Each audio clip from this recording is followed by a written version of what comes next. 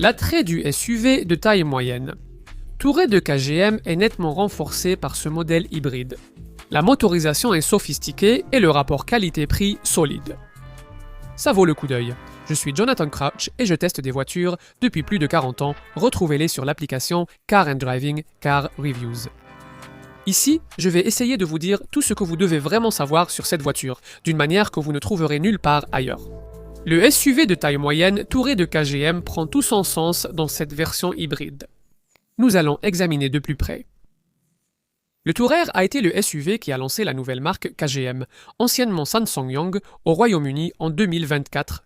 Mais depuis, vous avez peut-être eu du mal à trouver des raisons d'acheter ce SUV coréen de taille moyenne.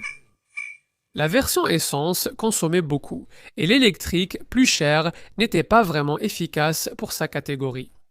KGM devait proposer une autre option de motorisation, et le bloc essence électrique de ce modèle hybride est la solution. C'est le premier moteur hybride que KGM a conçu, développé en collaboration avec le constructeur chinois BYD, et il s'agit d'une véritable configuration hybride complète, même si vous ne pouvez pas le recharger sur secteur. Comme on peut s'y attendre de la marque, les prix sont attractifs et l'équipement est très complet. Vous êtes déjà intéressé ? Pour en savoir plus sur ce SUV de taille moyenne, téléchargez l'application Car and Driving. Et si vous vous intéressez spécifiquement à l'hybride Tourer, restez avec nous pour notre essai unique, le Car and Driving Road Test. La technologie essence électrique ici est assez complexe. Cependant, c'est inhabituel pour une chaîne de traction hybride provenant de BYD comme celle-ci. Vous ne pouvez pas la brancher.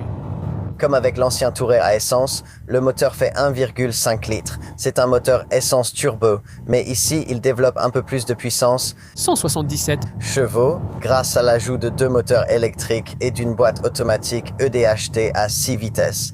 Le groupe motopropulseur dispose de quelques-uns des 9 modes de conduite intégrés, non sélectionnables, capables de l'adapter à différents scénarios. À moins d'être en mode moteur thermique seul, qui préserve la charge de la batterie, la plupart de vos trajets en ville se feront sans l'aide du moteur à combustion.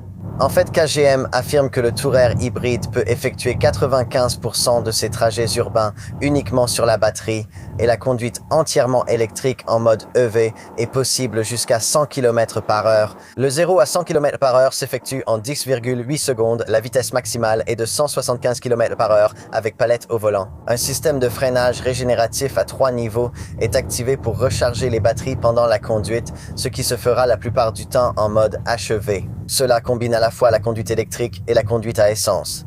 Ce SUV est un peu plus grand qu'il n'y paraît sur les photos. Il n'a que 5 places, mais sa longueur de 4,7 mètres est à peu près la même que celle d'un 7 places dans cette catégorie, comme un Nissan X-Trail ou un Skoda Kodiaq. Il a aussi un profil massif, avec une hauteur de 1720 mm. Pour ceux qui veulent quelque chose d'un peu moins carré, KGM propose essentiellement le même ensemble, avec un look plus élégant sous la forme de son SUV Action de taille similaire que nous avons testé séparément. À l'avant, la Calandra 6 fentes donne une impression de style Jeep, mais ici elle est accompagnée de toutes sortes de plis et d'arêtes vives. Donc un look distinctif à l'extérieur. Et dans l'habitacle, ça donne quoi ?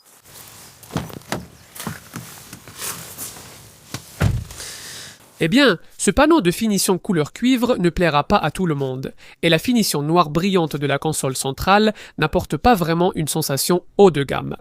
Mais beaucoup d'efforts ont été faits ici, avec le thème couleur cuivre encore reflété par la double surpiqûre sur le tableau de bord et les portes, ainsi que sur le volant à 4 branches, de forme curieuse et à méplat. Le large tableau de bord fin accueille une paire d'écrans de 12,3 pouces, l'instrumentation propose plusieurs affichages au choix. L'écran central d'infodivertissement propose un choix d'écran d'accueil, soit un avec différents fonds de paysage affichant les réglages du téléphone, de l'audio et de la boussole, soit un avec des rangées de petites icônes. Jetons un coup d'œil à l'arrière.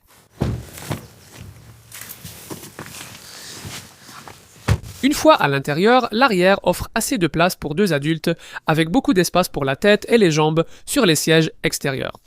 De plus, il y a un plancher plat, donc un 3e adulte assis au centre pourrait assez facilement être installé si besoin. Terminons comme toujours par un coup d'œil à l'arrière. Ce haillon électrique est de série sur l'hybride et sur la version haut de gamme EVX, et il s'ouvre pour révéler un coffre extrêmement grand, annoncé à 703 litres avec les deux versions, siège arrière en place. Au moment de notre essai début 2026, le prix du Tourer commençait à partir d'environ 36 000 livres pour ce modèle hybride, qui n'est proposé que dans la finition K40 entièrement équipée que nous testons ici. D'autres marques vous font payer beaucoup plus cher si vous voulez toutes les options sur ce type de voiture, mais KGM inclut pratiquement tout ce que vous pourriez souhaiter en série. L'un des inconvénients de cette motorisation hybride, qui remplace le moteur essence conventionnel 1,5 litres d'origine, c'est qu'il n'existe désormais plus de version Tourer à transmission intégrale. Toutes les versions du Tourer sont équipées de phares LED à commutation automatique, de barres de toit, de capteurs de stationnement tout autour, d'essuie-glaces à détection de pluie, de rétroviseurs rabattables électriquement, de l'accès sans clé, du régulateur de vitesse automatique avec limiteur de vitesse et d'une caméra de recul. En plus d'un combiné d'instruments entièrement numériques de 12,3 pouces, de la climatisation automatique Bison, d'un volant chauffant en cuir, d'une sellerie en cuir synthétique TPU, d'un rétroviseur intérieur électrochromatique, d'un éclairage d'ambiance, d'un siège conducteur à réglage électrique et de sièges avant chauffants et ventilés, ainsi que de sièges arrière chauffants. La connectivité multimédia est assurée par un écran central tactile intelligent de 12,3 pouces avec navigation TomTom, un système audio à 6 haut-parleurs et l'intégration des smartphones Apple CarPlay et Android Auto.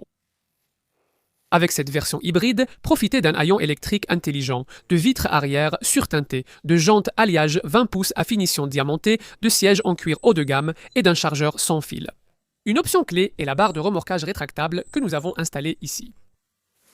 L'équipement de sécurité installé sur toute la gamme du break comprend le freinage d'urgence autonome, l'alerte de collision frontale, l'alerte de trafic transversal arrière, l'alerte de côté arrière, l'alerte de franchissement de ligne, LDW, l'assistance au maintien de voie, LKA, l'alerte d'attention du conducteur, l'alerte de démarrage du véhicule avant et la détection d'angle mort arrière.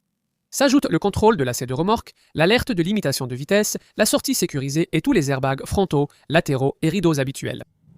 Pour cela, le break hybride de KGM affiche une consommation de 6,1 L100 km en cycle mixte, ce qui n'a rien d'exceptionnel.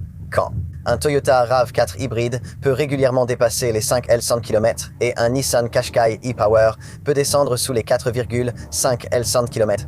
On pourrait en dire autant des 139 grammes par kilomètre d'émissions de CO2 du break hybride.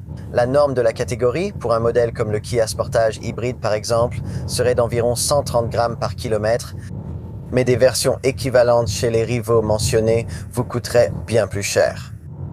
Au moins, les rendements de ce break essence électrique représentent un grand pas en avant par rapport à ceux de l'ancien break essence classique qui ne pouvait atteindre qu'un médiocre 7,1 L100 km et 194 grammes par kilomètre.